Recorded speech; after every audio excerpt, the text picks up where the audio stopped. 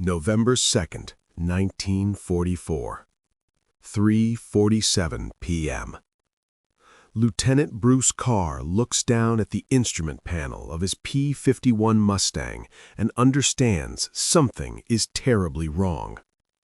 The oil pressure has dropped to 0. Black smoke fills the cockpit. Seconds earlier, he was leading a low-altitude attack on a German airfield in Czechoslovakia. Now, a fragment from an 88mm flak shell has severed his oil line.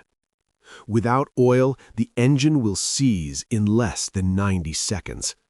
After that, the aircraft will not glide. It will fall. Carr does the math instantly. He rolls the aircraft inverted, jettisons the canopy, and jumps. At 8,000 feet, the parachute opens. Below him, enemy territory stretches in every direction. He's 200 miles behind German lines. No radio, no food, no water. 1 pistol, 7 bullets. During World War II, American pilots shot down over occupied Europe had only a 23% chance of avoiding capture. The rest ended the war in prison camps, or didn't end it at all. Bruce Carr is 20 years old, and over the next 4 days, he will make a decision no training manual prepares you for. Carr learned to fly before he learned to shave. At 15, a crop duster let him take the controls. By the time America entered the war, Carr already had more flight hours than many instructors. By 1944, he was flying the aircraft that broke the Luftwaffe, the P-51 Mustang. Fast, long-range, deadly. German pilots called it the long-nosed bastard. Carr flew aggressively, too aggressively, according to his commanders. Then came November 2nd. After hitting the ground hard, Carr hides his parachute and moves away from the landing site. German patrols will search the area. Instead of heading west toward Allied lines, Carr does the unthinkable. He moves north, deeper into enemy territory. For 3 days, he hides in forests and ditches. He drinks from frozen streams. He avoids patrols by seconds.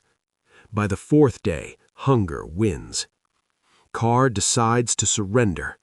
Then he sees it, a German airfield, and inside a reinforced revetment, a fully fueled Focke-Wulf FW-190.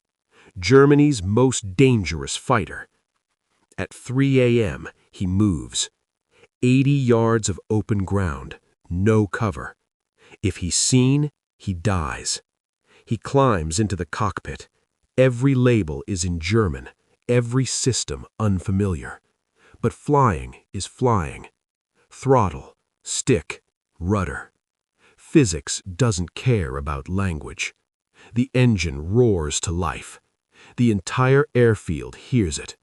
Carr accelerates, lifts off, and disappears into the dark. 40 minutes later, he crosses into Allied territory, and everyone opens fire. To them, he's a German fighter. Carr flies 20 feet above the ground. Bullets strike the aircraft, but it holds. The landing gear won't deploy, so Carr belly lands. Metal screams, sparks fly. He survives. Later, Bruce Carr becomes the last ace in a day of the war. He fights in 3 wars, flies over 500 combat missions.